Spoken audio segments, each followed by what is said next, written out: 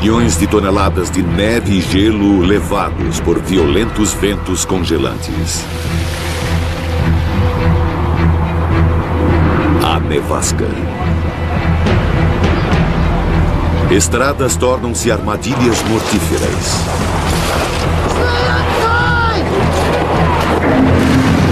Ela oculta cidades em neve e prejudica os transportes.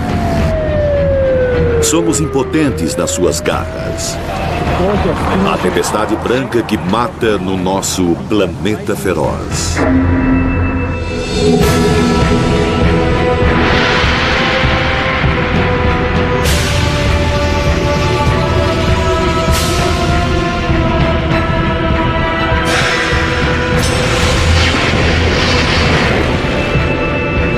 Planeta feroz. Nevasca. A nevasca. Uma mistura letal de vento, neve e temperaturas congelantes. O vento leva os cristais de neve por sobre a terra. O ar fica espesso com gelo em suspensão. O vento faz a temperatura cair tanto que as lágrimas congelam nos seus olhos. Oficialmente é uma nevasca quando os ventos atingem apenas 48 km por hora. Nevascas podem ocorrer até sem a neve se precipitando para alimentá-las. O vento pode pegar a neve já precipitada e fazê-la voar violentamente por sobre o solo. No vento forte, essas nevascas podem chegar à altura de 9 metros ou mais. Mesmo assim, logo acima das tempestades, o céu pode estar claro.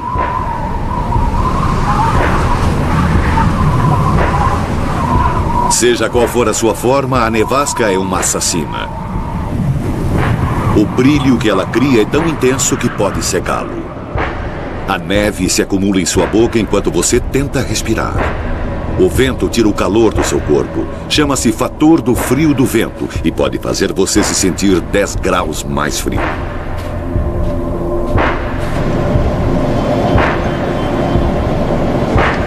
A hipotermia se instala com velocidade assustadora. Primeiro, as extremidades começam a congelar. Os dedos dos pés, das mãos, o nariz. E enquanto a carne começa a congelar, ela morre. Os músculos falham, enquanto a energia para fazê-los funcionar é convertida em calor para sobreviver. As pernas e braços e finalmente os órgãos internos falham. Poucas pessoas sobrevivem se a temperatura de seu corpo cai abaixo dos 30 graus. Lentamente, você congela até morrer.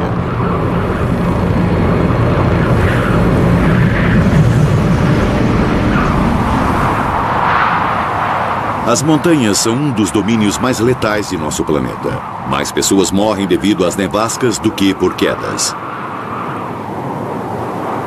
Nas montanhas, as nevascas podem ocorrer sem aviso, pegando de surpresa até alpinistas experientes.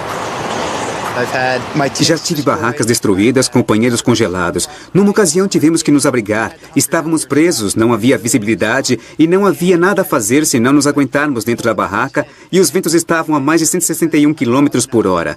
A temperatura estava a menos 45 graus.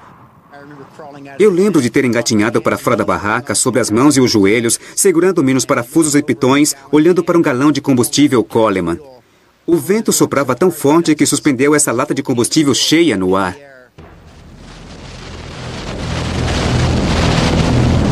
As nevascas ocorrem principalmente em 2 cinturões em torno do planeta. Um deles sobre os oceanos meridionais e o outro sobre as massas de terra setentrionais.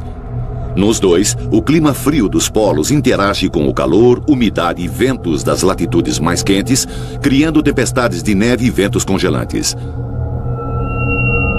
Nos limites do gelo do Ártico, essas condições podem criar nevascas de poder quase inimaginável. Este é o lar dos furacões do Ártico. Eles ocorrem na Noruega. Esta é Tromsø, uma cidade de 6 mil habitantes que fica a 322 quilômetros dentro do Círculo Ártico. No dia 16 de maio de 1995, praticamente sem aviso, a cidade foi atingida por uma tempestade com ventos de mais de 161 km por hora.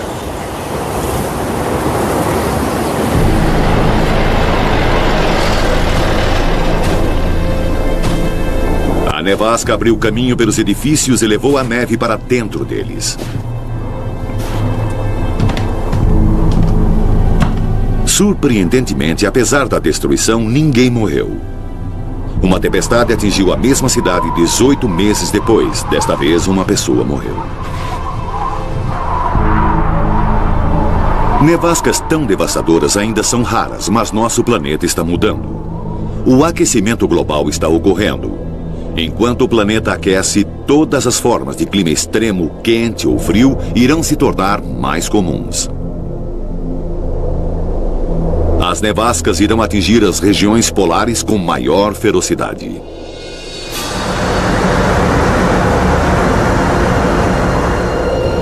O Ártico é o lugar que a maioria de nós imagina quando ouvimos a palavra nevasca, onde as temperaturas podem cair até 51 graus negativos.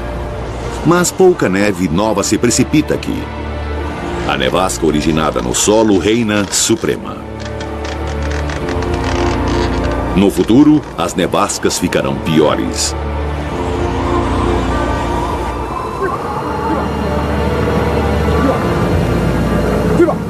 Durante centenas de anos, os Inuit viveram nas extremidades do Ártico. Eles evoluíram no meio de vida que permite que prosperem nesta terra de nevascas e gelo.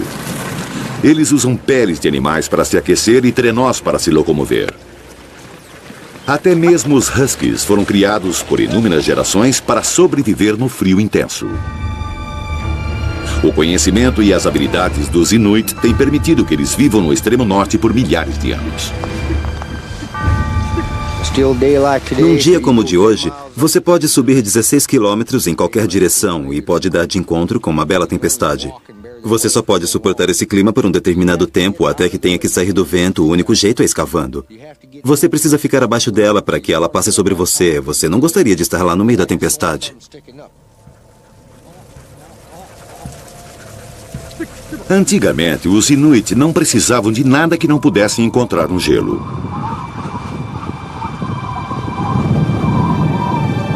Esses são restos de 1.100 anos de uma tradicional casa Inuit.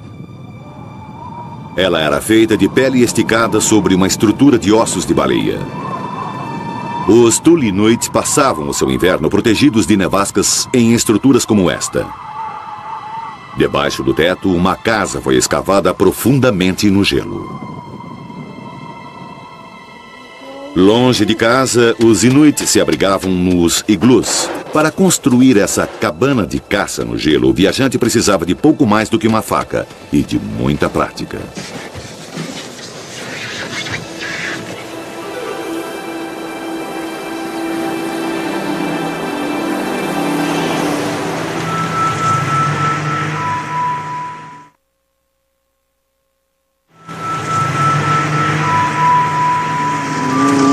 O modo de vida tradicional dos Inuit está desaparecendo rapidamente, mas ainda existem homens e mulheres que se lembram dos segredos da sobrevivência no gelo.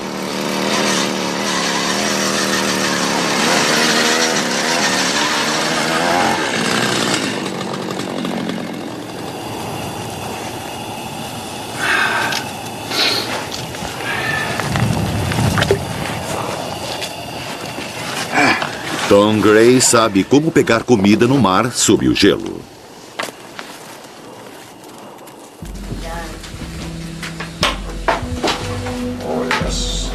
Mas em cada nova geração, menos pessoas usam as antigas habilidades. Os filhos de Tom enfrentam um mundo de mudanças rápidas. A tecnologia tomou o lugar da tradição. Antigamente, as enormes distâncias entre os assentamentos dos Inuit eram medidas pelo número de noites que a viagem com cães levava. Hoje, o snowmobile permite que os Inuit modernos viajem muito além de seus antigos limites. Mas se ele quebrar, pode deixar o seu piloto muito distante de casa e desprotegido contra o clima.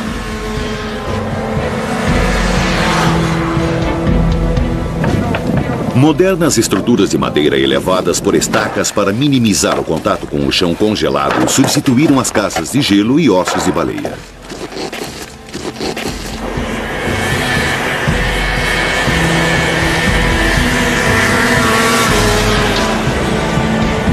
Se suas máquinas falharem ou se os suprimentos do mundo exterior cessarem, essas comunidades não poderão sobreviver nas nevascas e nas temperaturas congelantes do Ártico. Mas hoje em dia a tecnologia não pode proteger ninguém inteiramente contra o gelo. No inverno, as nevascas chegam bem ao sul para atingir as nossas cidades, levando esses centros de vida moderna a uma parada total.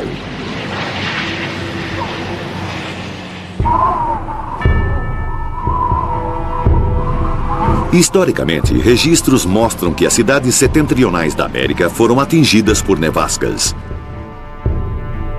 Em 1888, duas nevascas colidiram sobre a costa leste. Ventos na Nova Inglaterra sopravam a até 129 km por hora. Essa única nevasca atingiu cidades ao longo de toda a costa e deixou montanhas de neve de mais de 15 metros de altura, algumas sobre casas de 3 andares. 400 pessoas morreram. 200 somente na cidade de Nova York. Em 1934, nevascas devastadoras atingiram a costa leste novamente. Foi o inverno mais frio já registrado no sul da Nova Inglaterra. Boston ficou coberta por 74 centímetros de neve. A nevasca atingiu Nova York e até cidades mais para o oeste, como Chicago. Os serviços de emergência fizeram o melhor possível para manter as cidades em movimento, mas qualquer lugar que limpassem logo era coberto por mais neve. Cidades inteiras literalmente pararam, com suas estradas e portos trancados em neve e gelo. 1993 foi outro ano de quebra de recordes, o ano da super tempestade. A cidade de Nova York foi fustigada por uma enorme nevasca e um vagalhão levado pelo vento trouxe inundações e até mesmo tornados. 270 pessoas morreram no corredor nordeste. Os serviços de emergência sabiam que muitas pessoas ficariam presas em suas casas. Então, aqueles que corriam risco de vida foram retirados antes que a tempestade viesse. Sendo removidas pelo corpo de bombeiros. Se você quer ser removido, apresente-se às equipes de Não emergência. havia muito mais a ser feito, exceto esperar e ver a tempestade tomar o seu curso. Levem consigo toda a medicação necessária e seus pertences pessoais. Teremos uma tempestade rigorosa mais tarde hoje. Não há nada que possamos fazer para prevenir as nevascas, apesar das melhores previsões ajudarem os serviços de emergência a se prepararem. Os danos que uma nevasca pode causar a uma cidade são enormes. A outra grande nevasca numa cidade da costa leste foi em 1996. No dia 6 de janeiro, ela varreu a costa nordeste, engolindo uma cidade após a outra em seu caminho.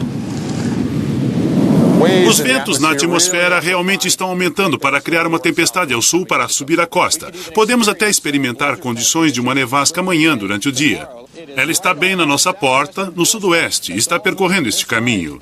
E o que chamamos de jato de vapor que está vindo do Texas e pelo Golfo do México é uma grande fonte de umidade alimentando essa tempestade. As pesadas ondas de neve estarão sobre Washington, Baltimore e Filadélfia. Washington ficou paralisada durante 5 dias. Carros estavam enterrados e estradas bloqueadas. Pessoas ficaram presas em suas casas e escritórios. As ruas estavam vazias. Andarilhos tiravam proveito do pouco calor que podiam encontrar. 71 centímetros de neve tinham feito a cidade ficar de joelhos. Os transportes estavam praticamente parados. Os aviões também estavam em terra. O prejuízo causado pela nevasca foi de quase $1 bilhão. Alguns metros cúbicos de neve podem literalmente pesar 1 tonelada. Em Maryland, Virgínia, 27 pessoas morreram de ataque cardíaco escavando a neve. Com as ruas bloqueadas, os serviços de emergência não podiam passar para ajudar.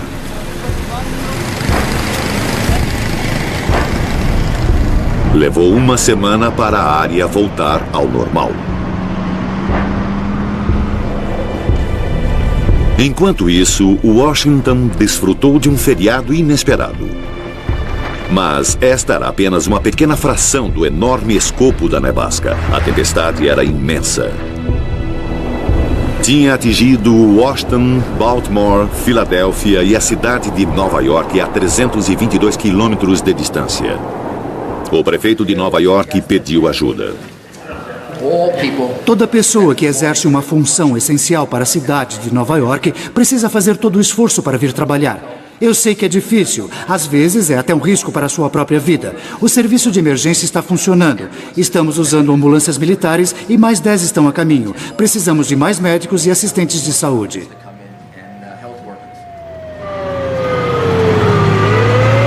Durante 3 dias, Nova York, assim como Washington, era uma cidade em estado de sítio. Chegamos a 71 centímetros e a neve ainda está caindo. Até segunda ordem, a cidade está fechada ao trânsito de veículos, exceto no caso de emergências. Pode ser que amanhã continuemos a ter uma situação de emergência na cidade. Neste momento, a precipitação de neve está além dos recordes registrados. Temos 1.663 máquinas de tirar neve nas ruas.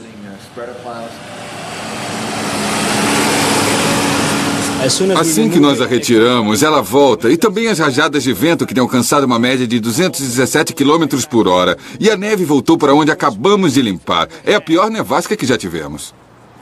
Na verdade, as condições nas ruas estavam relativamente amenas. Os edifícios altos desviavam e diminuíam os ventos, e então a neve precipitava-se suavemente nas ruas. Mas acima dos edifícios da cidade, a nevasca assolava ferozmente a toda força. A mesma grande nevasca viajou mais para o norte, até Boston. Lá ela despejou 76 centímetros de neve antes de finalmente se dirigir para o Atlântico. Boston é atingida por uma média de 2 alertas de nevascas em grande escala todo ano.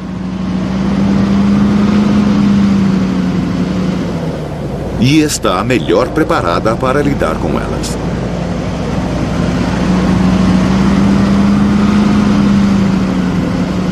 Sabe, havia muitos problemas, mas tínhamos uma estrutura Boston já gastou 9 milhões de dólares lidando com emergências de neve em um único ano. Bom dia, emergência. Esta única nevasca cobriu uma área de 805 quilômetros de extensão com neve de até 79 centímetros de profundidade.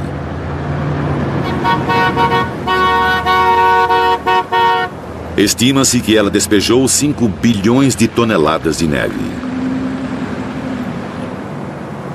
As previsões tinham melhorado desde a supertempestade de 1993 e os serviços de emergência estavam melhor preparados. Esses 2 fatores salvaram vidas. O número total de mortes em toda a costa leste foi de apenas 60 pessoas. Uma tragédia, mas em menor escala do que em 93. Nas cidades mais ao norte, as tempestades de inverno são poderosas e frequentes o bastante para que sejam necessárias medidas ainda mais drásticas. Em Montreal, no Canadá, a meta é evitar que uma nevasca paralise a cidade. Sua solução? Construir para baixo.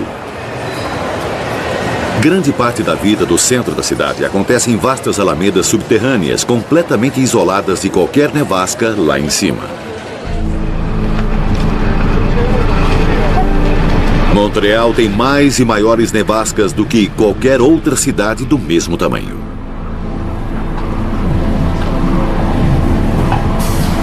As alamedas formam uma rede alternativa de ruas, 22 quilômetros de passagens ligadas por sua vez ao metrô, totalmente isoladas da tempestade acima.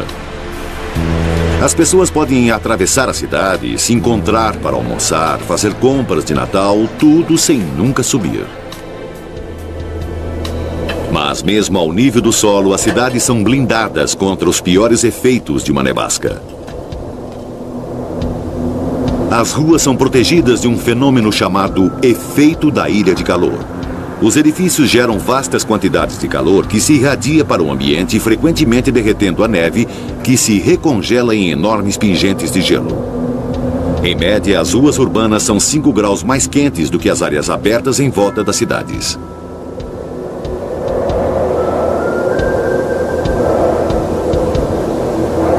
Somos mais vulneráveis ao poder da nevasca no campo, onde ela pode atacar com toda a potência.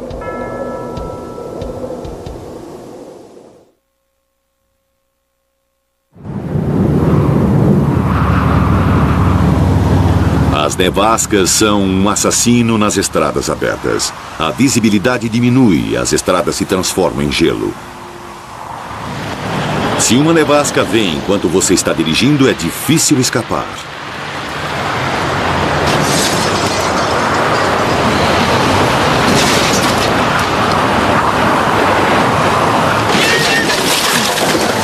Numa nevasca, um carro pode se tornar uma armadilha mortífera.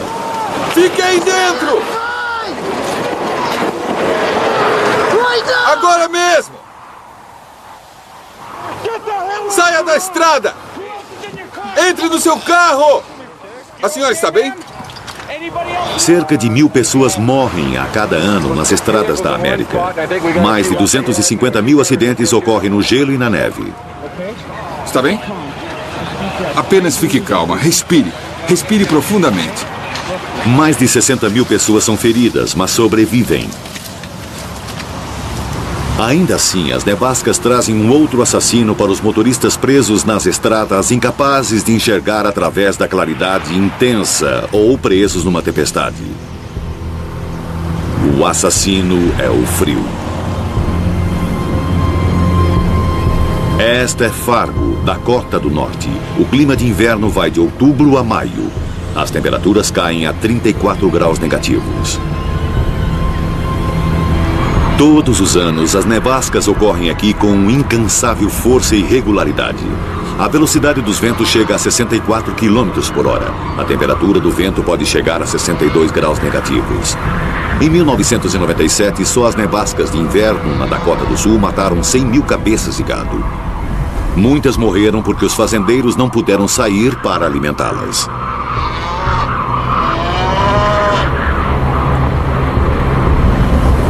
As pessoas que são expostas a essas condições de inverno colocam suas vidas em risco. O único lugar seguro é dentro de casa. Mas nem sempre isso é possível. Ocasionalmente as pessoas precisam sair e, inevitavelmente, são atingidas. O resgate durante as nevascas de inverno é um dos deveres primários da polícia de Fargo. Acho que estamos numa nevasca, a 6ª ou a 7ª, ou seja lá quantas tivemos este ano, e parece que em toda nevasca que temos tem alguém que está lá fora preso, que não consegue chegar aonde quer ir. E o fator da temperatura do vento é uma situação que ameaça suas vidas. Ainda assim, surpreendentemente, as pessoas sobrevivem. Bob Deschamps ficou preso por 10 horas num caminhão parado. Ele não tinha aquecimento e estava a 6 quilômetros da cidade mais próxima. Por sorte, o caminhão em que viajava tinha um rádio. Ele não estava familiarizado com sua operação, mas conseguiu chamar ajuda.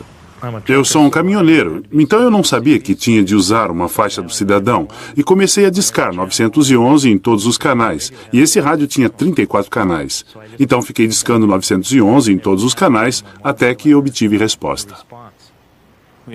Tínhamos recebido um chamado de um caminhoneiro que disse estar preso num banco de neve e ele não tinha nenhum equipamento de sobrevivência de inverno. Enquanto a temperatura caía, Bob tentava evitar congelar até a morte. Eu sabia que ia escurecer em mais ou menos 1 hora, então tirei vantagem da luz do dia. Olhei dentro do veículo para ver o que tinha e notei um monte de jornais num canto, provavelmente uns 10 ou 12. Eu cobri meu corpo com eles e depois puxei os tapetes um por um sobre mim. Estava preocupado com os meus pés. Eles eram meu maior problema. Fiquei tirando as minhas luvas e colocava sobre as minhas meias e esfregava os pés. Eles ficavam aquecidos em uns 15 minutos. E depois eu colocava meus sapatos de volta e me cobria de novo. Eu tinha de fazer isso a cada meia hora. O tempo passou e a ajuda não chegou. A equipe de resgate também tinha dificuldades. Eles não podiam ver além do capô de seu próprio carro. Os delegados se revezavam, andando na frente para sentir a estrada e orientar o carro. Mas, de repente, o caminho estava bloqueado. Toda a estrada até onde podíamos ver tinha neve, 120 a 180 centímetros de neve, e nem num carro com tração nas 4 rodas podíamos chegar até ele. Um caminhão blindado da Guarda Nacional foi despachado. Seu primeiro desafio era descobrir onde Bob estava. Seu rádio estava ficando mais fraco e Bob os orientava ligando-o e desligando. Eu estava no rádio e disse a ele para fazer um clique se estivesse no leste e 2 se estivesse no oeste. E ele fez 2 cliques. Certo, ele está a oeste. Deve estar. Um caminhão daqueles é inútil na neve macia.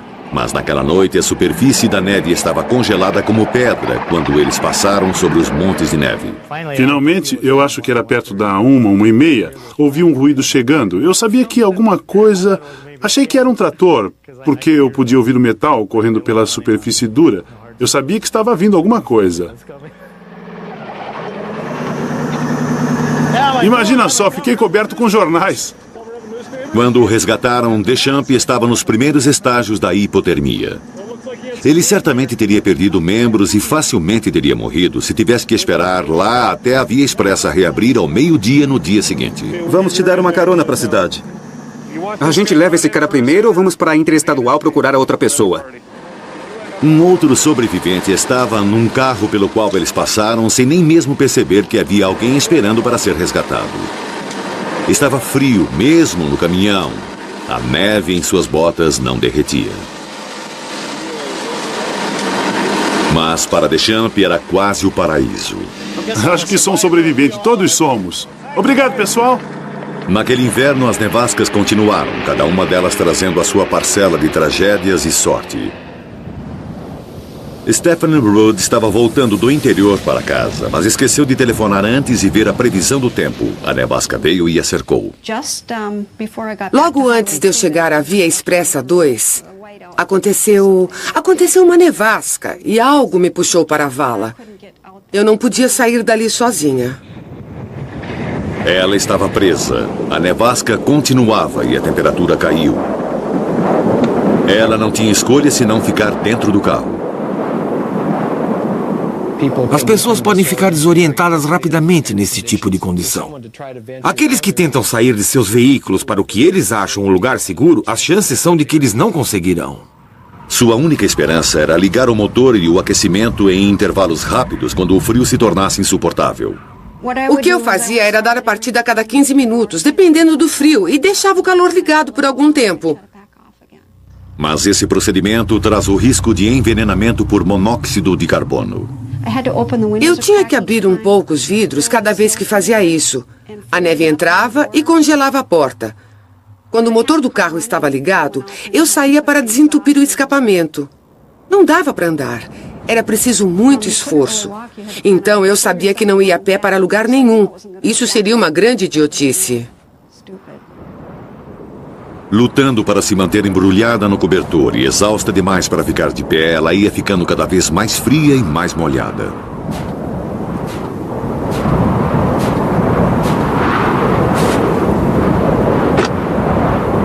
Mas então o escapamento ficou bloqueado pelo gelo e ela não podia mais ligar o motor. Fiquei lá umas 17 horas. As 4 últimas, sem aquecimento.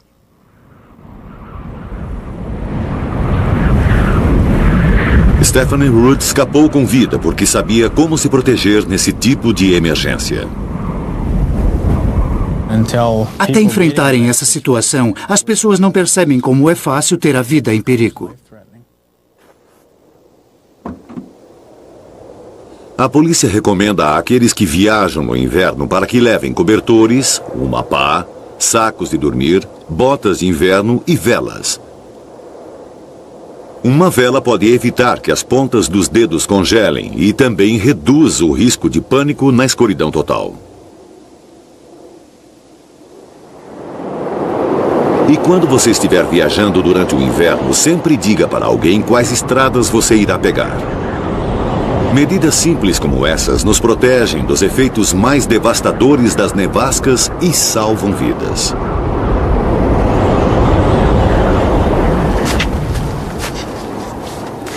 Mas alguns homens e mulheres propositadamente ignoram as regras. Exploradores e aventureiros que exploram as regiões de nosso planeta onde a nevasca reina suprema.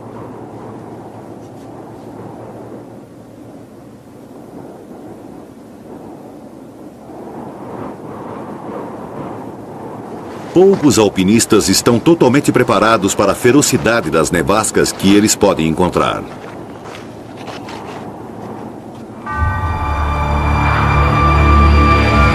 Este é o Monte Rainier, o mais alto do noroeste da América e famoso por suas violentas tempestades. 10.000 pessoas tentam escalá-lo todos os anos, atraídas pelo desafio de seus 4.267 metros de gelo e granito. O Monte Rainier não tem preocupação nenhuma com a minha segurança. As montanhas não se importam, as geleiras não se importam, as nevascas, elas não se importam com você. Você precisa estar muito bem preparado para sobreviver sozinho. Gus Bush e seu filho Andrew são exemplos típicos dos alpinistas que vêm aqui.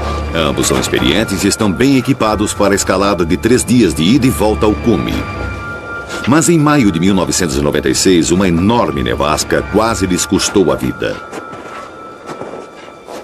Tudo começou com um erro potencialmente mortífero. No caminho para cima, o tempo começou a fechar. Eles deviam ter feito meia volta. Em vez disso, eles acharam que podiam ir ao cume e voltar antes que a tempestade os atingisse.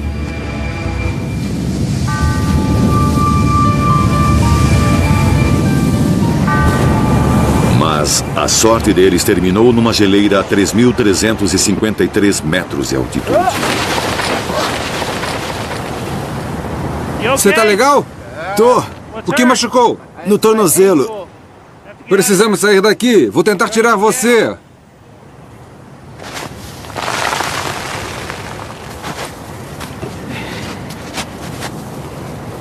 Gus conseguiu carregar Andrew para fora da fenda. Mas Andrew tinha quebrado o tornozelo e eles estavam presos na montanha. O vento e a neve pioraram rapidamente e alcançariam a força de uma nevasca em 1 hora. Sem abrigo, a hipotermia era inevitável. Então Gus fez a única coisa que poderia fazer. Ele escavou uma caverna no gelo.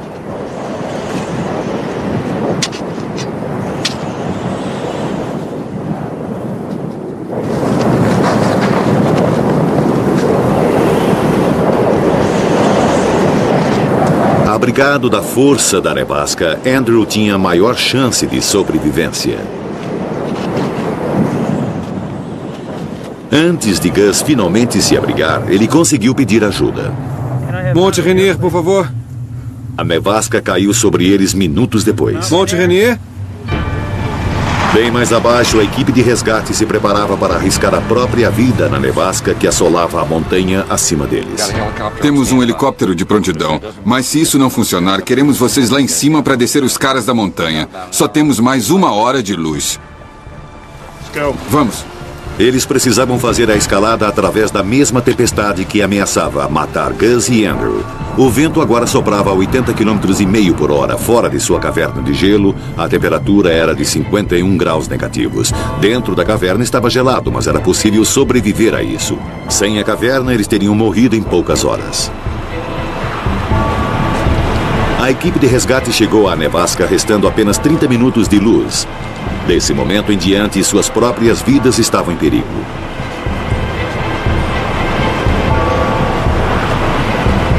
Como Gus tinha levado consigo um telefone celular, a equipe de resgate sabia a altitude e a localização aproximada da caverna. Sem isso, a nevasca certamente teria matado Gus e seu filho.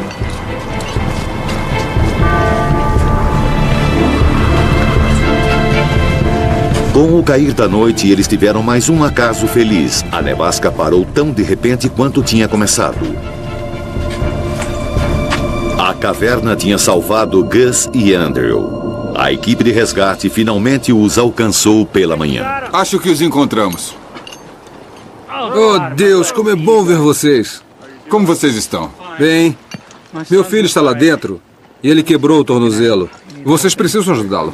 Olá, sou o Rob do resgate. Rob. Obrigado pela ajuda. Gus tinha passado a noite relativamente bem, mas Andrew precisava de cuidados médicos imediatos. Vou te dar um pouco de oxigênio para ajudá-lo a respirar.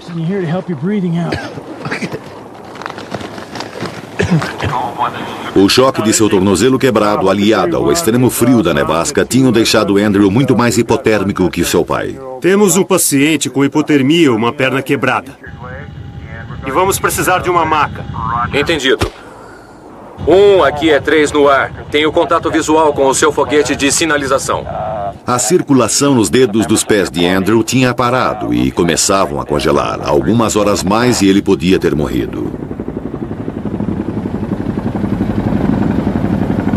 Sem a nevasca, um helicóptero agora podia levá-los para a segurança. O Monte Rainier tinha lhes ensinado uma lição de sobrevivência.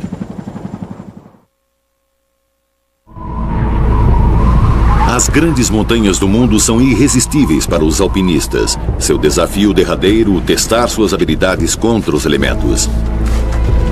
Mas, para cada 1000 metros escalados, a temperatura cai 5 graus.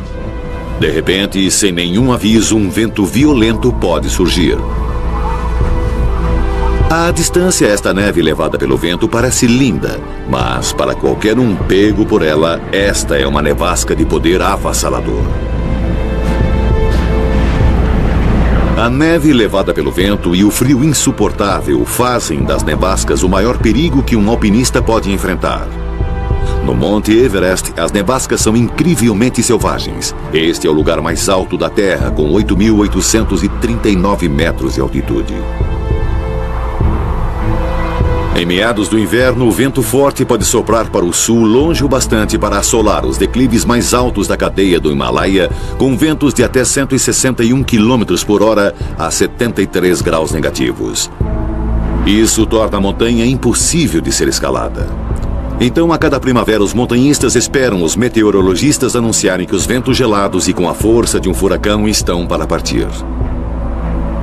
Depois, a cada ano, alpinistas amadores saem de seus acampamentos na base em direção ao topo e cada grupo é liderado por um montanhista profissional. Esta é a crista que leva do cume do sul ao topo. Mas, mesmo no meio do verão, é muito perigoso deixar a crista depois das 2 da tarde. Partir mais tarde do que isso faz com que os alpinistas arrisquem ficar presos numa nevasca com o cair da noite a caminho da base. O registro mostra que, de cada 4 que chegam ao cume, só 3 sobrevivem e voltam para casa. Em 10 de maio de 1996, 3 equipes de alpinistas amadores partiram para o cume do acampamento mais alto. Scott Fisher, o guia que registrou estas imagens, foi um dos que morreram. Ao todo, 24 chegaram ao cume, liderados por seus guias, no final da tarde. Enquanto os últimos estavam voltando, o tempo mudou. Uma grande nevasca começou a cercá-los. Os ventos, então, tinham a força de um furacão, com uma temperatura de 73 graus negativos. Trovões e raios estavam à sua volta. Era impossível enxergar através da nevasca. Não havia outra escolha senão pararem e esperarem a tempestade passar. Um dos últimos homens com vida lá em cima, Rob Hall, tinha um link telefônico com a sua base. Eles o conectaram à sua esposa na Nova Zelândia. Enquanto a nevasca o envolvia, ele disse a ela: "Eu te amo. Durma bem, meu amor. Por favor, não se preocupe demais." O corpo congelado de Rob ainda está no Everest. Dos 24 que chegaram ao cume naquele dia, 5 não voltaram. Até os sobreviventes pagaram caro. Beck Withers perdeu a consciência no frio. 2 vezes durante a tempestade, a equipe de resgate o encontrou e acharam que estava morto. Quase que como milagre, ele acordou 12 horas depois e, apesar de temporariamente cego e muito congelado, ele conseguiu escapar para a segurança. Os alpinistas conhecem os riscos e estão preparados para assumi-los. Mas às vezes nevascas inesperadas ocorrem em lugares onde ninguém as preveria. Em agosto de 1996, no auge do verão, uma nevasca desceu das Himalaias até Caxemira e massacrou um grupo de peregrinos a caminho da caverna Amarnath, um santuário de Shiva, o deus hindu da morte.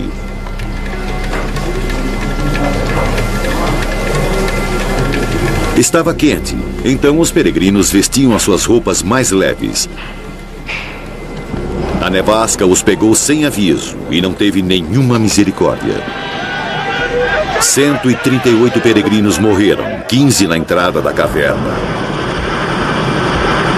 9.000 ficaram presos, mas sobreviveram ao frio numa escarpa da montanha. Muitos dos feridos foram salvos, mas só por uma grande operação de resgate com helicópteros.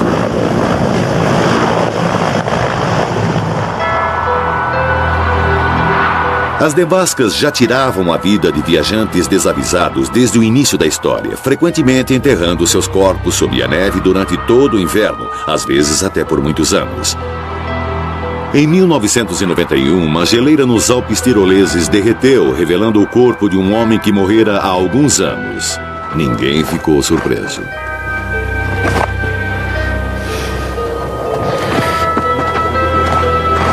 Com ele encontraram algo surpreendente.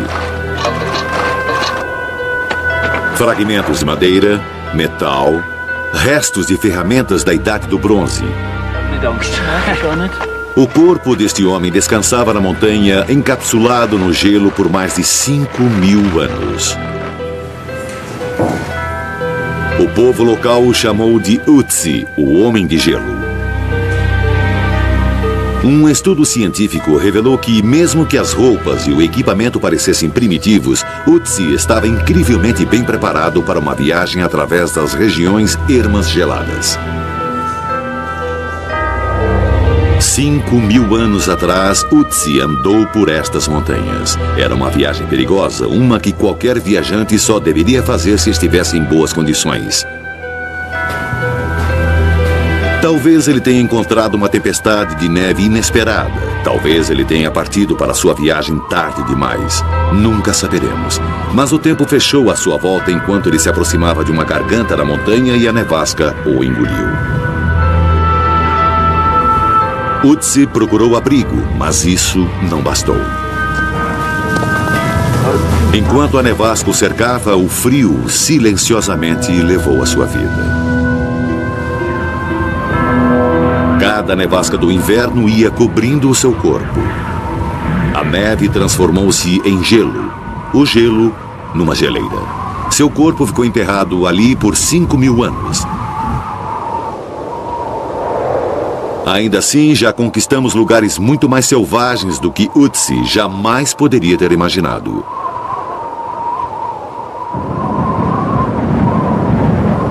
Talvez o ambiente mais extremo seja o da Antártida.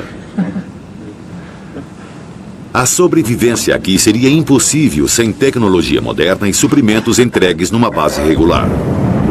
Praticamente todos os habitantes daqui são cientistas que passam 6 meses de cada vez aqui, isolados do resto do mundo, em condições que podem ser até mais hostis do que no norte do Ártico. Grandes nevascas originárias do solo podem assolar este lugar por muitos dias. As pessoas são visitantes relativamente novas a este deserto congelado. Quando os pioneiros chegaram aqui, a nevasca era o seu pior inimigo. Em 1911, o capitão britânico Robert Falcon Scott fez a sua malfadada tentativa de ser o primeiro a chegar ao Polo Sul. Numa plataforma de gelo abaixo do Monte Arabes, ele e sua equipe de 4 pessoas se prepararam para trilhar o coração do continente antártico, carregando os seus suprimentos e deixando comida e combustível em lugares onde fariam paradas no caminho de volta. Essa viagem terminaria numa tragédia terrível. O rival norueguês de Scott, Roald Amundsen, usou um método diferente. Ele usou cães, primeiro para levar os suprimentos e depois a comida. Quando Scott chegou ao polo, ele encontrou a bandeira norueguesa já fincada. Enquanto Scott apressadamente voltava para a costa, as condições do tempo tornavam-se cada vez piores. A alguns quilômetros da segurança de sua última pilha de suprimentos surgiu uma nevasca. Eles não podiam prosseguir, então acamparam. Enquanto a temperatura caía a 62 ou 73 graus negativos, a nevasca matou a todos. Hoje, as viagens para o interior da Antártida são feitas quase que exclusivamente pelo ar. E quase todas as explorações são feitas pelos cientistas. Sua meta é aprender mais sobre este misterioso continente. Eles fizeram descobertas que apontam na direção da realidade do aquecimento global.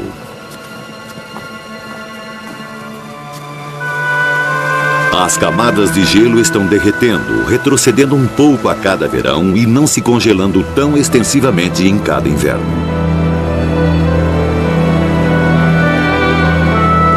Lentamente, o nosso planeta está aquecendo.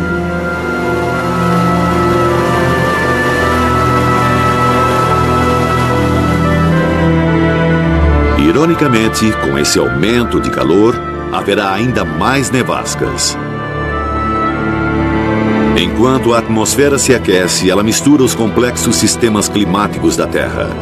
Climas extremos de todos os tipos podem se tornar mais comuns. Assim como mais calor, também haverá mais frio.